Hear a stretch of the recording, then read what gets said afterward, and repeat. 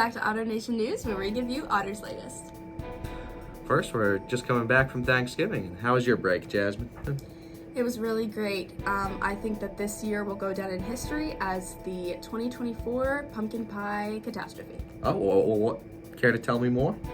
Let's just say Grandpa Ernie got pied in the face. Really? Yeah. Well, I'm very sorry to hear. I love pumpkin pie, so I wouldn't mind that. But that's awesome for him. Yeah, he's allergic to pumpkin. Okay, that's even more unfortunate. Sounds like some family drama. How was your Thanksgiving, Brendan? It was all right. I managed to roll my ankle, and when I went down to my dad's in North Carolina, sprained, but didn't stop me from getting my steps and continuing to play football with my brother. So had a fun time overall, some great food, and I was wearing shorts, and then I came back here and it was snowing. So, yeah. Alrighty, and now we'll transition over to our middle school correspondent, Declan Gallipa, who will be interviewing the Mean Girls musical director, Jeff Hull. I'm Declan here with Otter Nation News, and I'm here with Mr. Hull, who is the director of Mean Girls. First of all, how long have you been the theater director at OV? This is my 26th year here. So I started in 1999, last century, technically. But yeah, so I've been here quite a long time. How did you decide to do the Mean Girls show this year? Well, it's a bit of a process because I look at a lot of shows and I'm always looking for the show that I feel like is the best representation of the group that I think I'm going to have the next year, which is always the guessing game because you don't always exactly know who you might have. But this show is the most popular show right now in high schools, mostly because it's relevant. It's a lot of females, and people really know this show and they really like this show. So those were all considerations, and I also felt like the groups of seniors that I had coming in, there were some good parts in here. I think that they would be able to really fulfill and really just bring to life for the audience. No, it's going really well. It's gone really well all the time, and it gets better and better every time we do that. And the cast, I would say it's one of the stronger ensemble casts that we've had in a very long time. They're all really committed and really invested in what's happening and bringing that story to life for the audience. I think because they enjoy it so much is a big part of that. It makes it a lot easier when you're really enjoy it and probably relate to it a little bit easier. So it makes it easier to be in the moment. If someone isn't involved in theater, how can they get involved? That depends on what you want to do. Acting is the easiest way to get involved because that's the most public way that people notice. It's auditions. You come to an audition and you just do the audition, and then that gets you kind of into the on stage, into the story. Technical is a little different. Usually people have to reach out.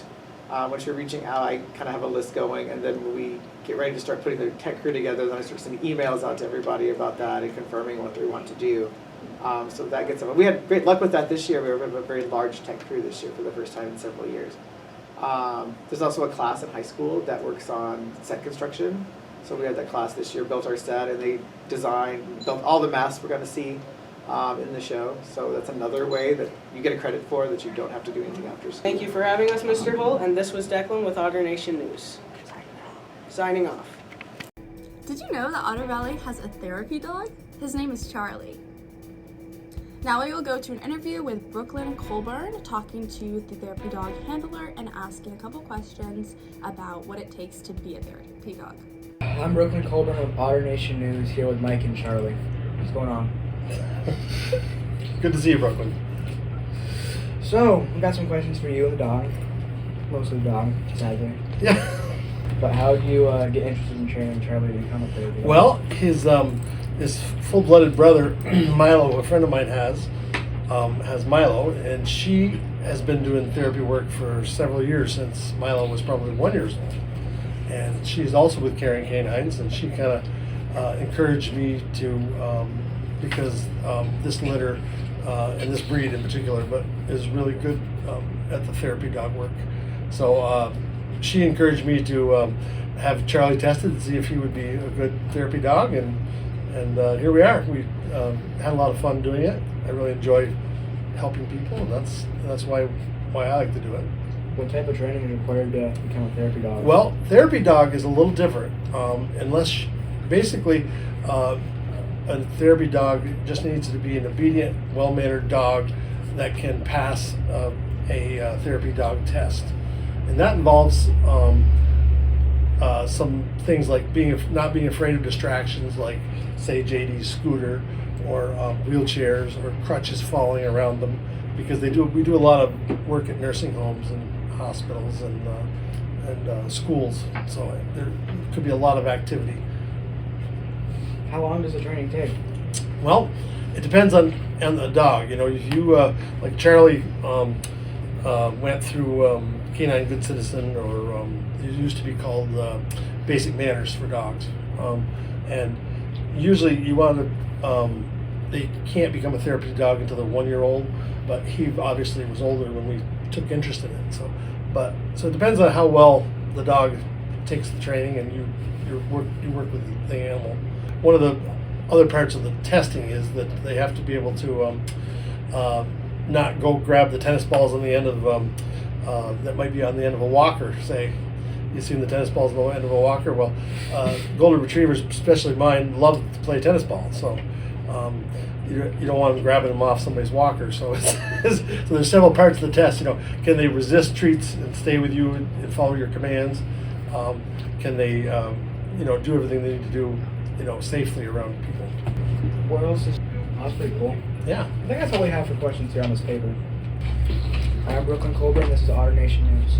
After several years of not much happening, the debate club at Otter Valley has been getting back, and we have our first debate tournament in the next 10 days or so. It is December 14th, and it will be at Burton if you would like to come watch. Me and Brendan are the MVPs of our team, self-elected, so come and support us. We were wondering what your favorite winter holiday cookie is. Mine, I think, is probably just a classic sugar cookie with some frosting, maybe gingerbread. What about yours? That's probably a Hanukkah-themed sugar cookie with menorah, putting frosting on there. Nice. Yeah. And that is all we have for this edition of Otter Nation News. And that's the way it is. Signing off, Otter Valley.